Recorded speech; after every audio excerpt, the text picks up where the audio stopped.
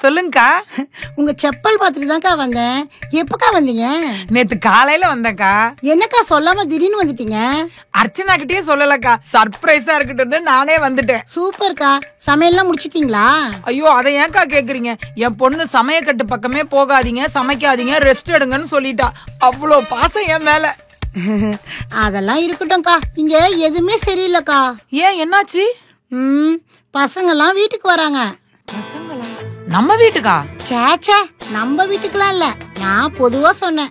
இந்த பையன்லாம் பொண்ணு தேடி வீட்டுக்கே வரான். இந்த பொண்ணும் பையனும் சேர்ந்து தெரு தெருவா சுத்துதுங்க. இந்த ஏரியால எதுவுமே சரியில்லைக்கா. அம்மா வாமா அர்ச்சனா, அம்மா வந்திருக்காங்கன்னு பாத்துட்டு போலான்னு வந்தேன்.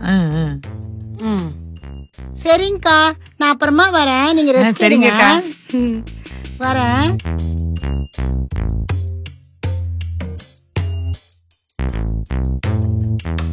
அச்சுமா, என்ன ஏரியால பசங்க பிள்ளைங்க எல்லாம் வராங்களா? ஏரியானா பசங்க பொண்ணுங்கலாம் வந்துட்டு தான் போவாங்க. அதுக்கு என்ன பண்றது? நம்ம பக்கத்து வீட்டு பரிமளாக்கால அவங்க வேற மாதிரி சொன்னாங்கடா. அந்த பரிமளாக்காக்கு ஒரு பையன் ஒரு பொண்ணு இருக்கு தெரியுமா?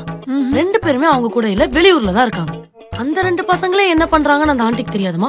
ஆனா அந்த ஆண்டிக்கு நான் என்ன பண்றேன்னு தெரியணும், நீ எப்ப வந்தன்னு தெரியணும், உன் ஊர்ல என்ன நடக்குதுன்னு தெரியணும். பக்கத்து வீடு எதிர்த்த வீடு ஒரு வீட விடுறது இல்லமா.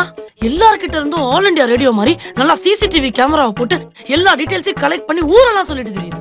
ஏமா இவ்வளவு நேரம் உன்கிட்ட வந்து உட்காந்து பேசிட்டே அதோட குடும்ப விஷயம் ஒன்னாவது உன்கிட்ட சொல்லிச்சா? ஆனா உன் விஷயத்த மட்டும் நல்லா கறந்துட்டு போச்சா? இப்படி எல்லாமா இருப்பாங்க? இப்படி இருப்பாங்க, இதுக்கு மேலே இருப்பாங்க. அதனாலதான் உன் நல்லதுக்கு சொல்றேன். அந்த ஆண்டி கிட்ட எல்லாம் பேச்சு வச்சுக்காதம்மா. பாரு, இதுக்கப்புறம் பாரு நான் எப்படி எல்லாம் நடந்துக்கிறேன்னு. நீ வியாக்கியானாலும் நல்லா வாயில தான் பேசுவ. சரி, நான் ஆபீஸ்க்கு போகணும். ரெடியா அவனுக்கு காஃபி போட்டு வை. சரி, அப்படியே டிஃபன் பண்ணி வச்சிடுறேன். அக்கா, உங்களுக்கு இந்த கதை தெரியுமா? அந்த எழுத்து விட்டு சாந்தா பொண்ணு இருக்கால, அவன் நேத்து நைட்டு ஒரு பையன் கூட ஓடி போயிட்டாளாக்கா. என்ன சமைக்கிறேன்னு வீரவசனம் எல்லாம் பேசினா ஆளே காணும்.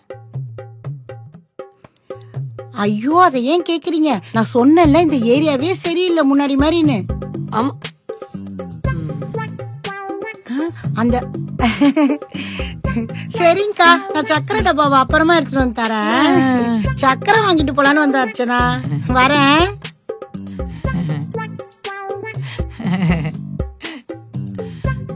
சக்கரை கேட்டாங்க, அதுதான்.